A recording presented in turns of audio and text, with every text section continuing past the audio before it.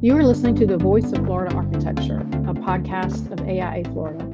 I'm your host, Rhonda Hammond, AIA. We recently held a discussion as part of AIA Florida's Women in Architecture webinar series with women in the profession who are also hosting podcasts. Hosted by Lourdes Solara, FAIA, it was a pleasure speaking with my fellow podcasters, Amie Calisti, AIA, host of the Real Pink Diaries, and Jessica Rogers, host of the She Build podcast and Unspoken Practice. We want to share this conversation with our listeners and invite you to add their podcast to your listening rotation. I hope our listeners enjoy this conversation as much as I did.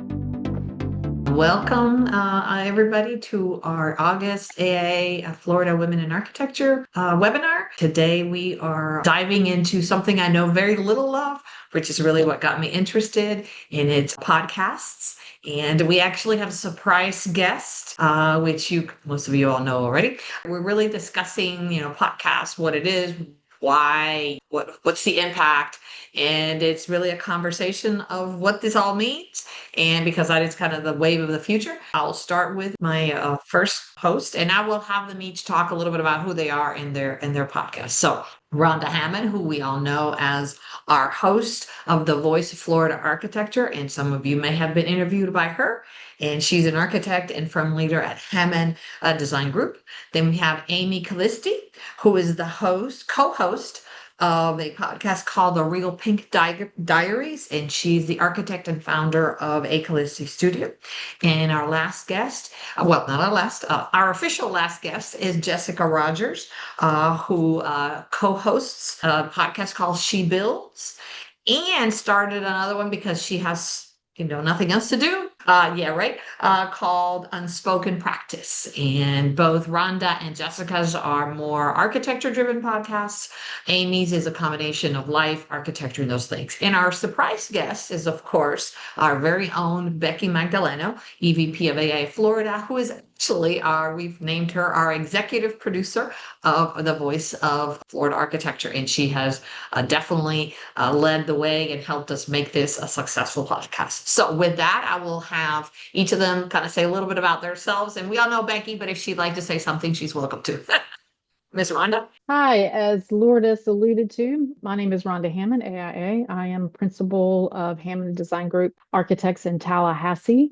I was 2024 AIA Florida president, an honor of my life. And as you know, the podcast host for The Voice of Florida Architecture, which is a position I would never have envisioned for myself, but have absolutely loved. It's been a labor of love. Hi, I'm Amie Calisti. I host a podcast with two other individuals who I literally couldn't do it without, so definitely sharing the love there. I don't know how you guys do it alone. We talk, it's more of like a girl chat mixed with all of our life lessons, a little bit of business, boundaries, talking about career, relationships, identity shifts, spirituality, motherhood, all of everything and how they intertwine and connect to kind of bring the voice of the woman to the forefront and share in the camaraderie and tell the stories of other women going through things and how they have overcome. Hi, everyone. So my name is Jessica Rogers. And yes, so the first podcast that I'll mention that I'm the co-host of is She Builds Podcast, like Lourdes mentioned.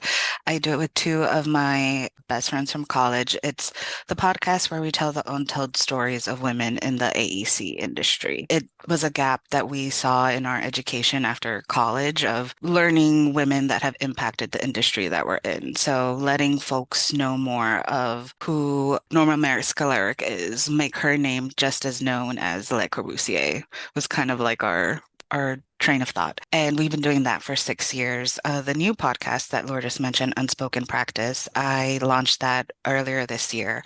So it's fairly new and I do it by myself. And yes, it is difficult. So I have the two podcasts, just both talking about architecture and how to better the profession in different ways. And I'll let Becky say a little bit about what she does, because she's... Thank you, Lourdes. Yes, I'm Becky Magdaleno. I'm your Executive Vice President of AI Florida. Thank you for everybody for logging in today and continuing these conversations. Well, Rhonda and the Communications Committee had this bright idea of a podcast, and 3 seasons later, we're still going. I really welcome being a part of this conversation and learning from the other women on the screen so we can get these conversations out to the people that need to hear them. So I'm going to ask with actually our panelists, and some of you have alluded to when, but why did you decide to do a podcast, and how many seasons and episodes per season, right? So whoever wants to jump in and take a stab at this. We'll start with Rhonda, just because she's the first one on my left screen. Thank you, Lourdes. So as I mentioned, first of all, it's really nice to be here with you two ladies who had the courage to jump off and start a podcast. It really is a labor of love, but I think the messages that we bring and the perspective that we bring to the field of architecture and how through these 3 or 4 podcasts now really is beneficial and informative. So I applaud you both. So I'm glad to be a part of this conversation. So back in 2024, actually it was the fall of 2023, I was looking at coming into my presidency. I was AI Florida president for 2024. And we had talked on the different committees, and we had a past president. Her theme was communicating the value. And that really resonated with me. And I felt like we have to learn how to get our message out, and we need to figure out who that message needs to be in front of and to share that. And you probably heard the story, or some of you heard the story, that my first idea was, the newspapers, we could do that, be real easy. And then my second immediate was, oh my gosh, nobody reads newspapers. I don't even read newspapers anymore. So thinking, and I remember it driving down South Monroe Street, it's a podcast. Everybody listens. That's the new thing. It's a podcast. And I said, we have to have an AI Florida podcast. So I reached out, it was Christmas time, to our communications director for 2024. And his name was Monty Stark, AIA. He's also in Tallahassee. And I said, Monty, I think we need to have a podcast. I wasn't sure if he was not going to hang up on me, to be honest with you, but he immediately jumped on it and just started a list of the possible topics and people that we needed to involve. And then we've got our communications. And then when Chrissy came in, our new communications director, it really just took off. Again, communicate the value of architecture and to get our message out. We started in the spring, early summer of 2024. It was just before the convention that year. And we started off with, it was at the convention. So we talked about the convention. And, we do audio, but we post it on our YouTube. So there are some visual to it. But our very first 2 episodes were video. We did an introduction to the conference with Monty, who was the communications director, and Adam Gale, who's actually 2026 president. He was the convention chair. And we just talked about what a great convention that was coming up. And then the next episode, while we were at convention, we decided to introduce our gold medal and silver medal winners. And so the very first true episode of the podcast was the gold medal winner for 2024. And of all of you that may or may not know, but Miss Lourdes Solara, FAIA, was that person. So she has the honor of being our very first full contact, or rather episode. We started first contact. Yes, first contact. She's our first contact. We started in 2024, just before convention. So our first season was short. So we've had 3 seasons, 2024, 2025, and we're working on 2026. If you count just the episodes, we've had 48. If you add all of the podcasts that we've done, which include the advocacy minutes, the updates of during the Florida legislative session that our executive vice president and executive producer, as I've entitled her, and the end of the year messages. We've had 2 of those so far. I did one, and then Elizabeth did one, and we have Adam scheduled. So the entire podcast, we have 62. So 62 in our 3 seasons. I didn't realize how many it was until I started. I was like, season 3 already? Good Lord, have mercy. And then I'm going to go to Amie, because hers is a little bit different and smaller. And then we'll go to Jessica. Yeah, we is different too, by the way. Yeah, they're kind of little pieces of the same coin, So yeah, I started the podcast with 2 friends around my college friends. One went to college with me, one didn't, but we kind of met up in that timeline of life. I, as a sole practitioner, I feel very siloed, and I didn't have a consistent thing in my life to reconnect with the women around me that made me feel and so empowered and really kept my juices of creativity and all this stuff going. And so we decided to start a podcast, and then we're like, okay, how to podcast? What is podcast? What are we doing?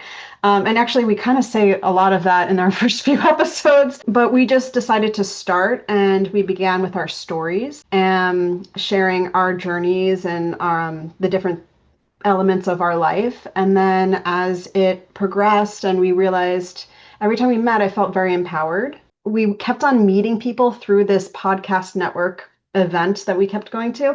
And we kept meeting these interesting people that were like, these other women's stories are so powerful about their own business or their own journey through life that we wanted to highlight them and project their life lessons to others to help in many different aspects of life, including, your business. But it's bigger than that because everything in your life is interconnected at the end of the day, and one feeds the other, feeds the other. So it was an organic growth of what really is this? What messages are we trying to send? We didn't have a clear, strict, narrow lane vision, but it has evolved into really telling the stories of others to help others create a community where they feel safe enough to then go after their own visions of what they want for their lives. Oh, we have 27 episodes. We are on a little hiatus because our studio closed. So we started with doing all video, which we first released just the audio, and then through, what is that thing? YouTube.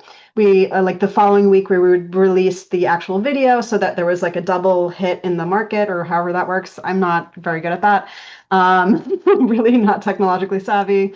That's why there's three of us, so that we can share the load. But yeah, it really evolved into something bigger than ourselves, which was always the goal. I'm very proud of the ladies that have joined me on the way. By the way, their names are Natalie Sterling and Melissa Carter. So look us up, The Real Pink Diaries. So our origin story, if you know our show, we always like to say like the time and the place because it's history based. So the year was 2019, and Marjorie Rivas, who is on the call, hey girl, hi, she had this idea of a podcast that was history, that's told stories and about architecture, and specifically about women architects. And she told that and she wanted a podcast, right? So she told someone that she doesn't see it. She thinks she wants to start a podcast that does just that. And the person that she told that to said that, I think that's going to be a short series. I don't know how many women architects there are. She was like, you know what? Challenge accepted. And she reached out to myself and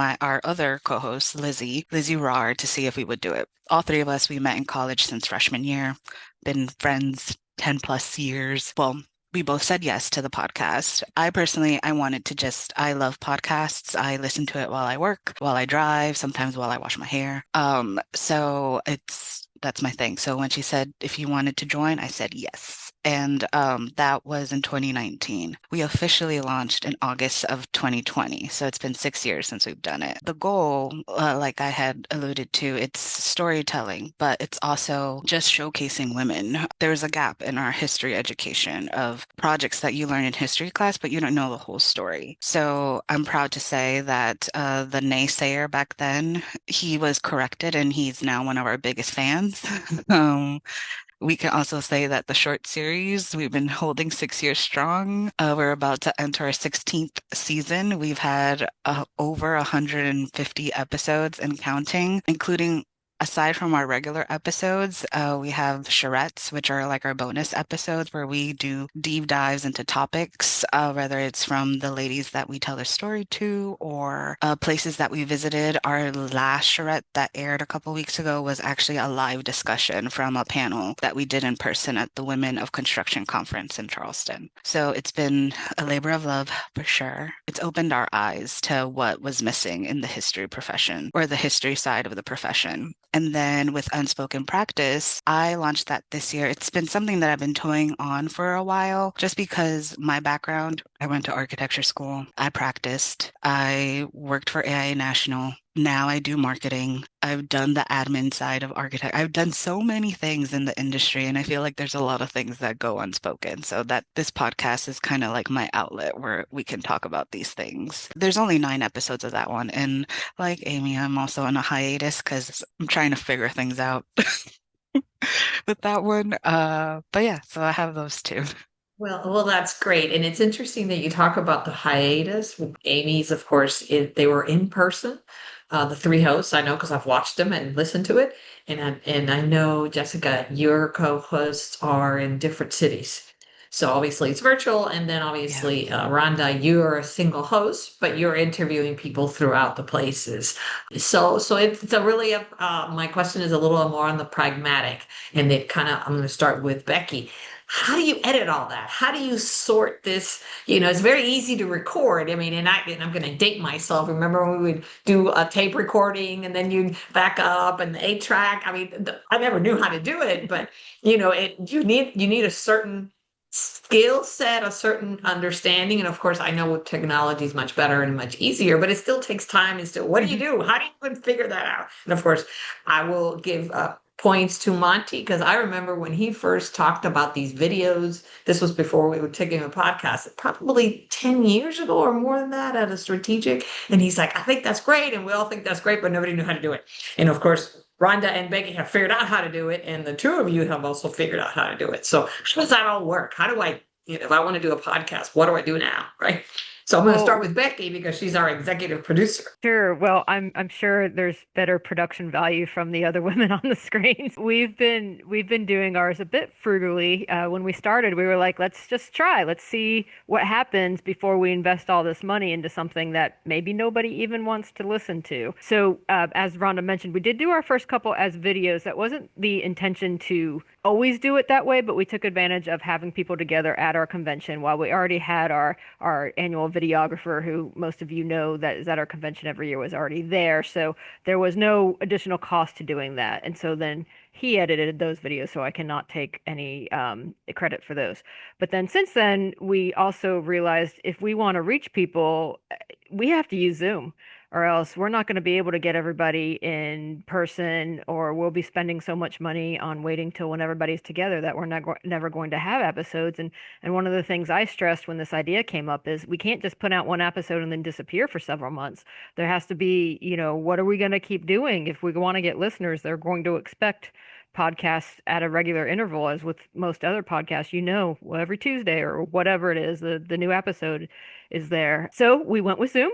We got these nice backgrounds that Chrissy made for us, and we're using anybody who logs in is using their own microphone. I mean, I know there are things that we can improve. I found a $40 editor that I downloaded the software for, and we're using that. So basically I take the Zoom recording and I just go in and edit it. It works kind of a lot like the old cassette tape days when you were trying to get your favorite song off the radio, but you're using your mouse and you can actually like see when people take pauses. And I try to get down everybody's ums and somebody sneezes, those type of things, try to get rid of those so the conversation is much more consistent.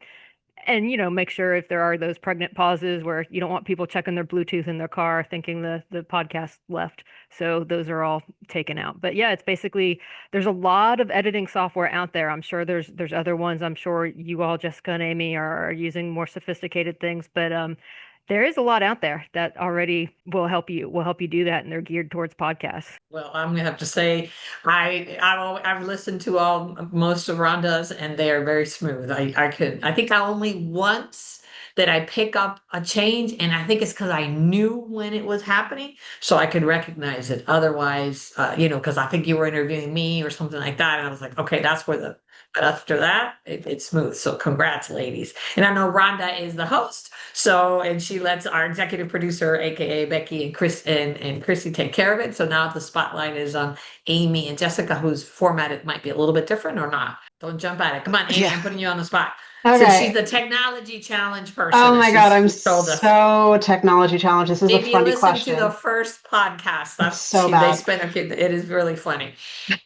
So I am technology challenged, and that is why there are three of us, and they handle this part. Actually, the way we moved forward with making a podcast happen was accepting our limitations and our time limitations.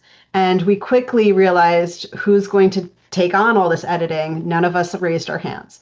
So what happened was we decided to invest in, there's studios in different areas that actually have packages that will come together. They help develop your logo. They help do this. There's different things to help launch you now if you look for them. And so we found the one that was aligned with location wise and price point on for us what would make sense. Because again, it was still an experiment in the beginning. We didn't want to invest too much money, but we knew we needed help. So we signed on to do so many podcasts for this much money, for this much output. And there was, I think, 5 small like commercial clips, like teasers. They would edit it themselves and put it out there. And that worked for really well. And that's honestly why we're in a little bit of a hiatus. Not only do we not have a studio, but we need to outsource, that production side of it. And so we found someone to do that, but we still haven't found the studio. So we're working on that. But I would say for us, outsourcing that and finding the people that know how to do it and do it quickly and efficiently was our method to keep consistent episodes going, because the biggest, anyone will tell you in the podcast industry, consistency is key, and it helps your viewership. The only way we can be sustainable was to outsource that. For us, it was slightly different since we started in 2019, but we didn't launch until 2020. And that's because our first episode, we re-recorded it several times. It was a lot of trial and error. Like Lourdes mentioned, the two of my co-hosts were spread all over the country. I'm here in South Florida, Marjorie's in Houston, Texas, and currently our other host, Lizzie Rohr, she's in Chicago. Prior to that, she was in San Francisco. So across 3 different time zones. We have a very extensive Google Calendar where we organize ourselves. As far as the technicalities, we use Riverside as our platform. Prior to that, we used Audacity to do the recording. Our setup is not as glamorous. It's in a closet. It's each in our closets. If you see the process before, I'm like removing clothes, and sometimes you just start anyway. But yeah, so it's in our closet. We outsource our producer. It started out as a friend that he was just really interested on the technical side of it and was like, "Hey, I will edit your podcast as we figure it out." So he was with us from the beginning, and he's the one that told us, like, you need a mic, headphones, record in your closet, because it's the soft surfaces will help with sound. And it's been great. We still go to him for any technical advice. He's still our technical advisor, if you will. And then we do have an editor now, Maura, who does all of our editing, which is something that I will strongly agree with the rest of the panelists, because if you get 2 friends together, you go into these long tangents, and then especially since we record at home, you got family, you got traffic, you got pets that run in and out when we're recording, and it's nice to have that edited out when you're trying to do a serious podcast. Rhonda, where do you record? Since we know that Jessica and Amie are in closets, where do you record? Well, I'm not in a closet. We don't do it in a closet. However, I just toured the Center for Design and Architecture in San Francisco, and they have a podcast room, which is this incredible little space. And it's not much bigger than a closet, but the sound is interesting. But I usually sit in my office where I have really strong, fast internet connection, because we do it on Zoom. So I don't want any interruptions. And Becky does it from the headquarters in Tallahassee. And then we have another person who we have not mentioned, and her name is Chrissy. She is our Director of Communications for AIA Florida. And I believe, is she in Fort Lauderdale or Boca, Becky? She's in Boca. So I have to tell you this, without Becky and without Chrissy, the podcast wouldn't be the same. Chrissy does all of our scheduling. I give her the days that I'm open, and I keep those days open for her so that she has freedom to schedule with the different folks that are going to be on the podcast. And then Becky does the editing. So I call them our executive producers, but they're very much an integral part of the podcast and the success of a podcast. And as you can see, we even through the communications committee developed a logo for our podcast, both on the social media side and when we tape the podcasts like this, but it's usually in my office. There's been a couple times I've had to do it at home or when I was out of state, but for the most part, it's just here. So you all talked about consistency, about making sure that you have a podcast that comes out on a schedule, a regular schedule. How does anybody know you exist? How do you, particularly the first time or first couple, and then how do they still know that you exist? And again, I'm obviously it shows that I'm not a podcaster listener, because that's something that I do of you ladies, because I know you and I want to listen, but I don't necessarily go out of my way and say, well, I'd like to listen to whatever, come up with a topic, because that's just not my thing. It's not that I'm against it. It's just not first nature for me. It's down the line. So how do you find your audience that first time, and then how do you continue to make sure that your impact grows, right? Because that's the value of the podcast. I think it's a phenomenal communication method. But if nobody's listening, it's like kind of like the tree fell in the forest, and nobody's there to hear it. So the tree fell in the forest, big deal. So go for it, ladies. I don't know how this works. I can jump in. I think we joke all the time that we're just happy that we find out of our listeners that aren't like our parents or like our friends. Like that was like, oh, you're not my mom. You are from wherever. Like, shocker. When we launched our podcast, it was in the fall, and around November, December, we got approached and we just did it through social media.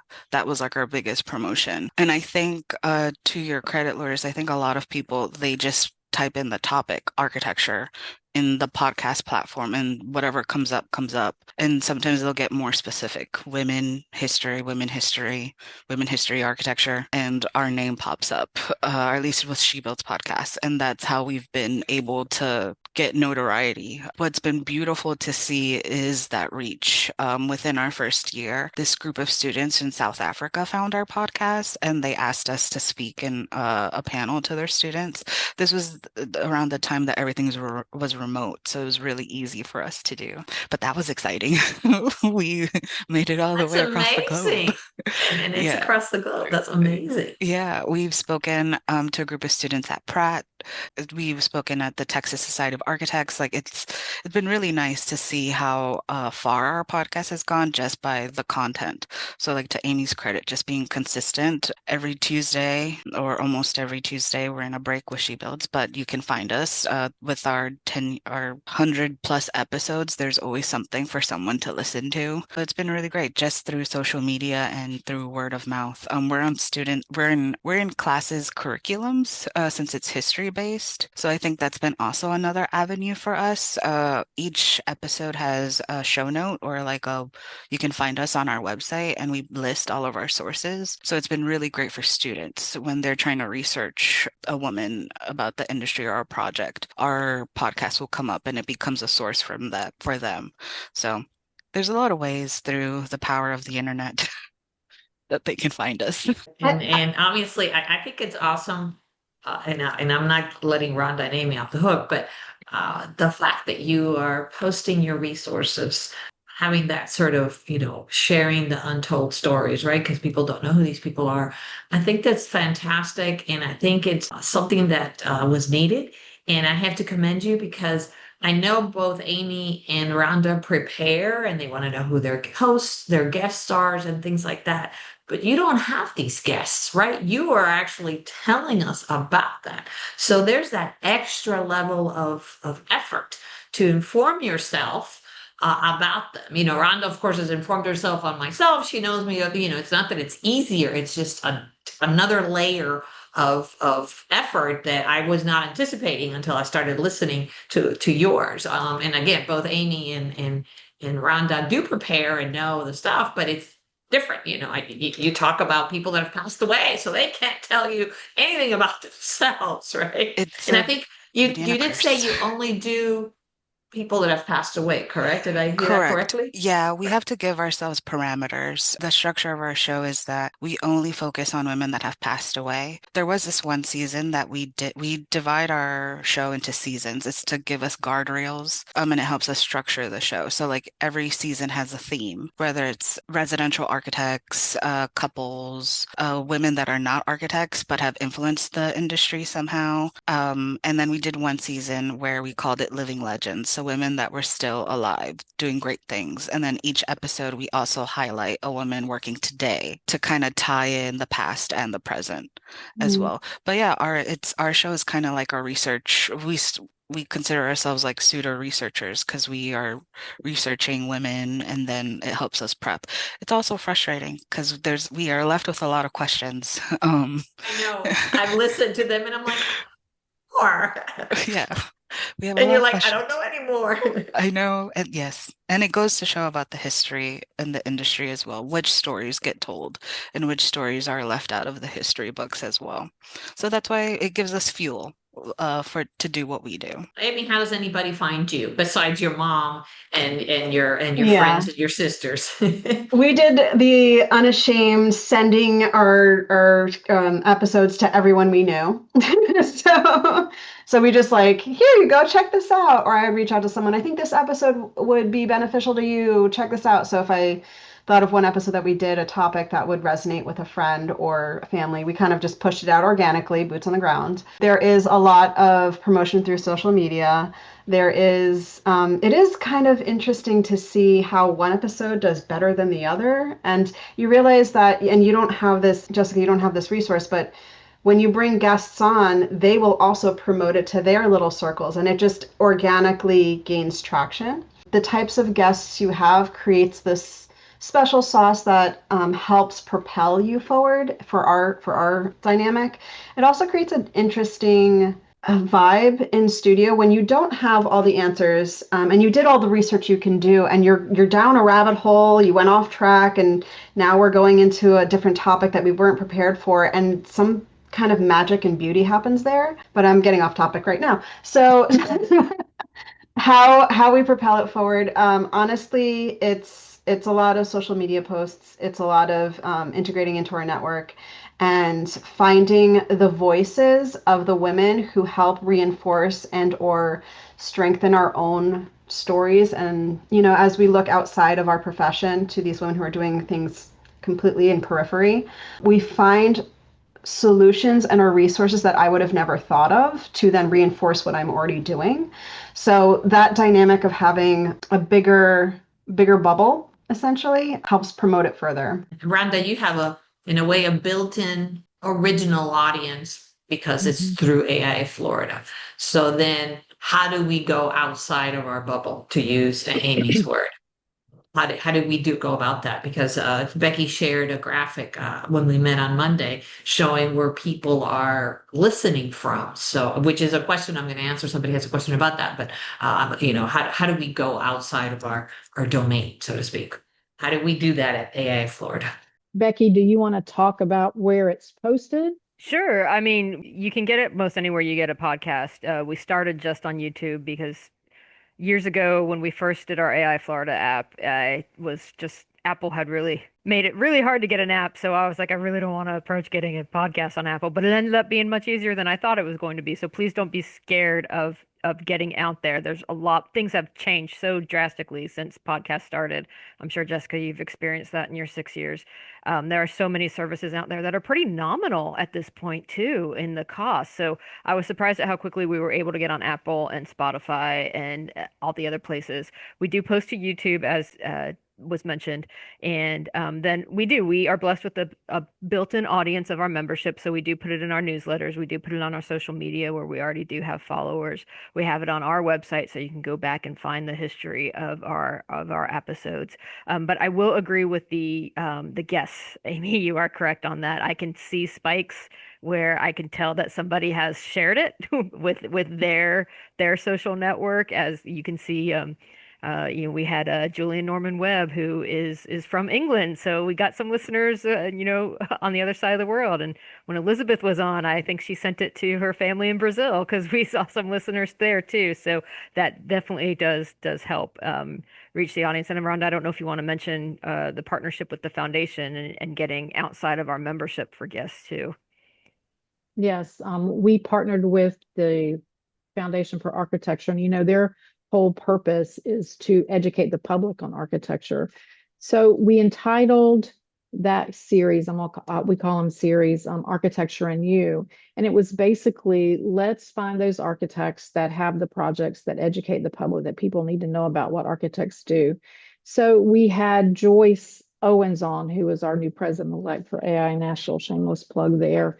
But, she has created this tropical modern style of architecture that is resilient.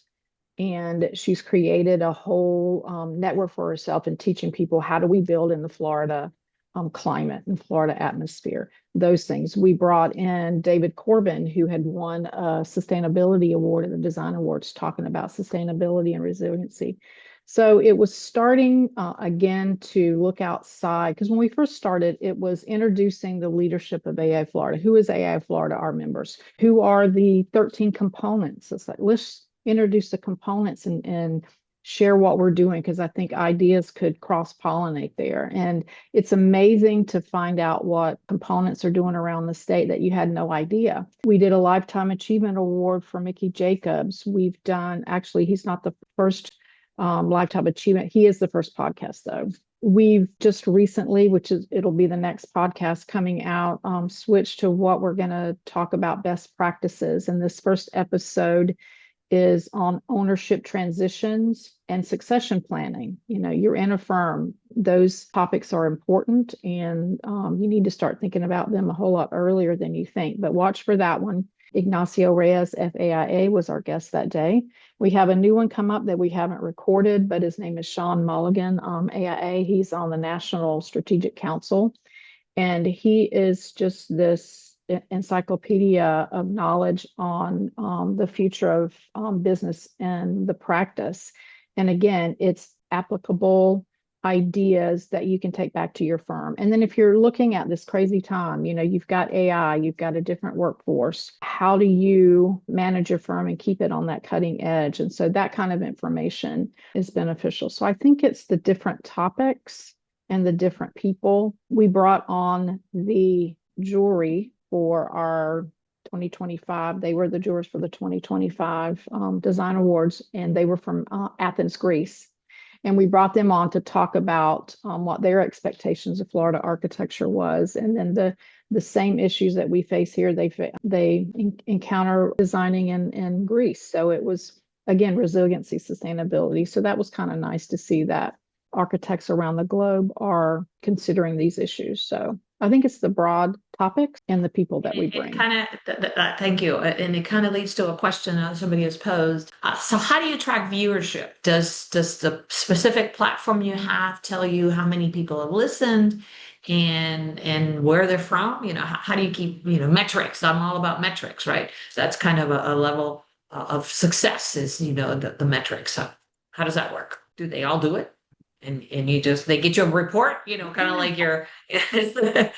I'll speak to what we use, and I'm sure Jessica's got some insight on it too. Of course, when you post something to YouTube, you can see how many views there are. We use a service called RSS feed as how we get them out to multiple platforms at once. And there's an analytics feature, much like anybody with the website. You can go see the analytics, and it'll show where people are from, what operating system they're using, whether it's on a mobile phone or they did it on their computer. We also, when you are using Apple has analytics built in too. So you can just go to analytics and see how you can compare episodes to see who's watching what. You can see where the downloads are coming from. So that's how we find out. Yes, the RSS feed, that's like the key indicator of all. For that, we use Captivate. Captivate kind of connects the RSS feed, and then that connects to Apple, Spotify, Google Podcasts, all of those things. I think Nordry used to keep track, like we would do it like once a month or so. I get on it every once in a while just out of curiosity. And I wrote it this time because I had a feeling that the question would come up. But it tells you the breakdown between who listens on Apple and what have you. And it'll tell you the top 5 episodes of that with the most downloads or what have you. So it's been interesting how that fluctuates as far as where they are in the country. That's also, or the world is also interesting. With our show, we've gone globally in terms of the ladies that we speak about. So then I can clearly see like when that episode of The First Architect in Belgium came out, oh, we had a huge ping of Belgium listeners or Costa Rica or from wherever, which is also just really interesting to see. And it's interesting to see, and it's interesting that they found out about it, right? So somehow you're being followed, and then the word gets spread, In the past 6 years, Loris, I can tell like just last year, I think AI Belgium, their Women in Architecture group, were in communication for a program that they're launching. And at the beginning, it was easy for us to figure out who our listeners were just because it's like, I have a friend in Kuwait from college. So when I saw that one listener in Kuwait, I knew that it was her and so forth. And like, but now we don't know anyone in Belgium. So we know that's how this happens. But yeah, it's That is been great. really cool. It's very cool. And I'll show my ignorance. What is RSS, right? And Amie needs to answer this question because she's a technology guru. Just making up. No, I'm lying. don't look at me. I do not recall what the letters stand for, so I apologize. But is it the podcast itself? Is that kind of what it is, or is the metrics? I'm just curious. It's not a big deal because I've seen that before, and I just wasn't sure what it was. I feel like we're talking about the beginning of internet. like where did www.https, like where did that come from? That's how I associate RSS feed. That's probably true. And then I'll show my ignorance again. Do I have to download a podcast to listen to it? Because I don't think I've ever done that. Okay. So somebody But it could just still posted, analyze the metrics that somebody's listening, even if you didn't download it. Correct. Okay. Correct. so check the chat, Lord, if somebody just posted what it had somebody do research look at for us that. on the fly. Yeah, somebody did research We for love it. it. We love the people that do research for us. Let me see where to go. Really simple syndication. Thank you. Okay. Yeah. Really? There you go. Yeah, it's So a simple web from my address. limited understanding of the tech side, and it's quite hilarious, I understand that there has to be a certain amount of viewership throughout, like, did they watch however much percentage for it to count as a view? There's stuff like that. There's stuff of people rewatching. There's counts of that. There's counts of, honestly, yeah, where it goes in the world, what platform has been more successful. And I'm going to say something, and I don't fully have the understanding to back it up, but the limited understanding I have is different platforms perform better, actually reach more people. So again, someone correct me if I'm wrong, but it was something about through the Apple podcast website, if you promote that more, if you have more viewership, it reaches people quicker than YouTube per se. Again, someone else speak on that. I just heard it and I'm just sharing. I think to add to it, whenever you listen to podcasts, they always like ask you to leave a comment and review because for platforms like Apple and Spotify, it helps gain that notoriety or it helps Apple and Spotify to promote your show, whether it's the different lists or where it shows up in the search link of those platforms. And it's for those reasons. They want you to interact with their platform. So that's why you hear it on podcasts all the time. Leave us a comment and review. Give us 5 stars. Please do, listeners, if you haven't already. Yeah, that was it. It was the rating and or commenting would And the move you follow. up. Yeah, and the Yes. follow. So yeah, the engagement you get with each post helps promote the podcast further. So yeah, I was hitting up all of my friends and family like, post, just, you don't even have to write words, just put the stars, just do something. Just like, follow, help us. subscribe. Yes. My co-host Nordry was really good about that. You know, she would say like, "Hi, I'm Nordry. I'm an architect. Da, da, da, da, da. I also have a podcast. Here, give me your phone. I will subscribe and make you follow our show." And I've had friends do that here. Just couple weeks ago, they they helped me promote. It's great to have friends like that. Yeah, I'm that friend. I'm like, give me your phone, I'll show you. Exactly. It's beautiful. It's a beautiful thing. So I have a question from an attendee, and I think I know the answer to this, but I'm going to put it out there anyway because it presents some interesting comments. Do you all earn an income from your podcasts? And if so, does the income primarily come from number of viewerships, or do you need to rely on ads and sponsorship? And at what point does it become a lucrative second means of income? And I know Florida's answer, and I suspect is Let similar to the other two. yeah, let me answer that because it is simple, and then I'll let the other two expand on it. But AI Florida, neither AI Florida or Becky or Chrissy or myself receive any kind of income. It's all volunteer, just that we get, again, just get the message out. Yeah. But we have not done commercials yet. We have not Absolutely. incorporated Or ads we, yet. yes, I or like how she throws a typical sponsors. EVP, throws the word yet in there, right? Not closing the door on anything. Absolutely. No, I'm That's teasing. why I'm she's teasing Becky. EVP. That's Yes. why she's our EVP. And Amy and Jessica, I suspect you could either of you, but I don't know. For us, we are non-profitable in a sense in that way. Again, we were just starting out. We have 27 episodes. So I mean, there is a goal of possibly being self-sufficient, at least minimum. And then you have to be careful if you want to get the notoriety that you get and want to partner with someone. You have to be very strategic about that. So just like doing it for a monetary means is not really going to get you very far if it's not the right partnership.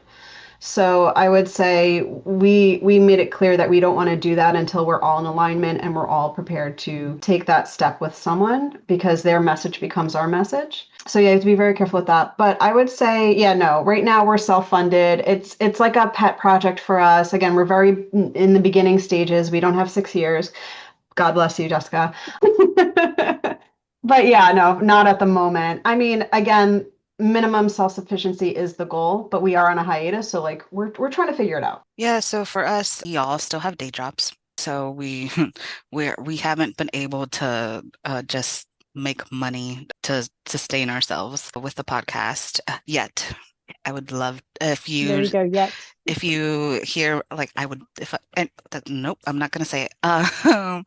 But yeah, so I do have to give credit to Mark Arla Page. He's the podcast host of Entree Architect. If you know architecture podcasts, Entree Architect should be one of the earlier podcasts that you would be familiar with. Him and Demetrius Lynch from Spaces podcast, they launched architecture media network called Gable Media, and She Builds podcast was one of their early members of that. So through that, we used it as an approach to one, help us expand our reach through their promotion and through their network as well. They've hosted events where we've attended live. They always have like a little meetup during the AI national conferences. But going back to Amy's point, we strategically chose to partner with them for the notoriety and to help us with sponsorship. So because of what they're building, they're able to get sponsorship for their network, which includes shows like ours. So through that, I think that's helped us kind of help motivate. It's still not enough, like I said, for us to we still self-fund as much as we can. So some of the costs cover our production, our editor, our website. But yeah, so we have to do it that way. Eventually, I think the other thing that gets unspoken is the time that it takes to do things. That's also why with my second show, Unspoken Practice, I'm on a hiatus because I'm kind of doing it by myself with the exception of my editor, but there's more that I want to do so that it could start generating a source of income or monetization, but it's a lot to invest and to put in to get that kind of rolling. We've just been lucky that we've stuck with it with She Builds podcast to do it for 6 years. I do want to comment on that. There is something to be said about the sweat equity you put in to make it worth your time and energy. You want it to be successful, you want it to be clear, you want it to hit your audience. And so for us, you do the research for your women that you're promoting, but we do that as well. We don't want anyone to come on our podcast that doesn't have a tailored like question back and forth to promote what they are doing and their storyline. And so there's a lot to be said for the behind the scenes of, we literally write a whole script. We go off the Same, rail on it, but we of write course. a whole script. We have like Editors. chapters or segments Yeah. that are in Yeah. the different, topics within their lives. And we were actually having a pre-interview to review that with them, ask them, okay, where are your boundaries? What do you not want to talk about? What can you do? And that's where editing also comes in. Even if we mention something on the podcast, it gets edited out and or whatever to whatever they're comfortable with, and that comes clear to their messaging that they want. Before we start, we have like a little powwow before we start hitting record. And the question that I always pose to all of our guests is, what is the message and the vibe you want to project to the audience? What is the one thing you want to make sure that we address? That is always in the forefront of our mind, even if when we go off the rails, like it's always at the forefront of our mind. Do we hit that? Do we make it well known that this overarching story or whatever barrier you've overcome is present and acknowledged and projected to our audience? So there's a lot of back work. There's there's 2 weeks of prep, then a meeting, then revising, and then the air. So it's a lot. No, I mean that's what we do with Sheba since we do a lot of research and we've learned that we've had to like batch our production. So like right now, currently we're in developing our season 16, but it's because we're researching and developing our episodes for the incoming season. And then in a month or two, we'll just start recording everything. But similarly with our charrettes, which are our bonus episodes, we do deep dives, but we'll occasionally do interviews. Yeah, the back end, it's like, okay, but who are we gonna interview and why? Because since our show is so niche, we're not gonna interview a guy developer. Even though they email us, our show is very specific to women in the AEC. Right. Yeah. No, and I have to say that I commend all four of you, because this is a labor of love. And Denise has a great comment that it wasn't a question, it's really a comment, but I want to share it because I think these are the things that make what you do so important. And her comment is, shout out to all of you. Thank you so much for going above and beyond. And that's the key, following your voice, sharing your time and your voice to elevate what we do and help others. It's always nice to be paid to do these things, but you're really doing it because you have another goal. And it just takes time. And so it kind of leads me to my question: how do you balance all of this? Amie, you have young children. Rhonda, you have grandchildren. Jessica, you have a multiple of children / podcast and marketing and things. So how do you balance it so you don't just like pull your hair? And even Becky, who has, this is part of her job, but she has like other things that she used to do as part of her job, right? She could have just said, pay somebody to do this, but she's not, right? And I think she's enjoying it, which is why she does it. But she also has a child, right? And a husband. So how do you guys not like say, okay, I'm done, right? Well, just to jump in quickly, because to Denise's comment, I think comments like that's like, at least from myself and my co-host, that's our fuel. That's what keeps us doing. We've gotten several comments like that over the years of people like, oh, I was questioning if I should go to grad school to get my urban planning degree, but listening to your show, I'm finishing my first year. So it's like comments like that keeps us going. Our why. How we balance it, Lourdes asked me that in an email. It's like, I don't sleep, coffee and water. On Saturdays, I meet with my girls, and on Mondays, I meet with them as well. So we just, even if it's to like go over our schedule, that's how we do it. It's Coffee. impressive, Thank you. And what did they say? Give something to do to a busy person because they will, like get it done. It's Right. the beauty of having co-hosts too. Like our third co-host right now, she's on maternity leave, but we have two, it's myself and another that we're able to pick up the slack and still keep the show running. When our other co-host, she was moving across the country, the other two of us, we picked, like it's a good balance Yeah. of it all. Rhonda doesn't have a co-host, but she kind of does But she has a because the Becky. partnership, and she has a Becky and a Chrissy, and a and Chrissy. Becky and a Chrissy, and then the partnership with the foundation kind of brings you Steve Ruby, because I Mhm. know it's a couple times he's kind of led the thing. So she has surrogate co-hosts to There you call it go. that. There you go. That's fantastic. I mean, I think we could probably talk about this for hours, Mhm. but I think, and I appreciate, thank you, Denise, for putting that comment in there because it's the kind of things that people need to listen, right? So that they can realize that their effort is worth it, right? And people like me who don't listen to a lot of podcasts, but I make the effort. Okay, I know these people, I'm gonna, I learned so much. I picked one arbitrarily from Jessica, and she's talking about AI in Miami's Women Leadership Summit. I was like, oh, okay, I know what she's talking about. I wasn't expecting it. I just kind of arbitrarily picked one, so that's always kind of fun. To do that, and she was presenting Florida's first, Miami's first female architect, so that was kind of exciting to tie it back to your mission, which is to tell the Yeah. untold stories of women who are no longer here to share what they did for us. So thank you so much. I think we have reached our time. Thank you so much, ladies, for sharing your experience. I think it comes through that you enjoy this. And I think that's the success of your podcast, that you really enjoy, even though it's a lot of work, you enjoy doing it and it comes through. So congratulations on my goodness, 160 shows, 68 shows. You have 27, and it's like, good grief. I can't wait to see what else you come up with, right? Please, if you have not heard any of the podcasts, listen to them because they're a lot of fun.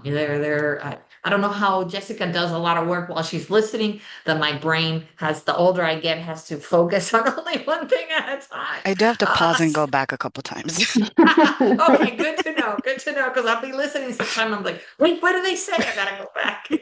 Thank you so much. Thank you, everybody. Thank you for having Bye. me. Thank you guys. Bye. Thanks. This is Rhonda Hammond, AIA, your host. Thank you again for listening to this episode of The Voice of Florida Architecture, a podcast of AIA Florida.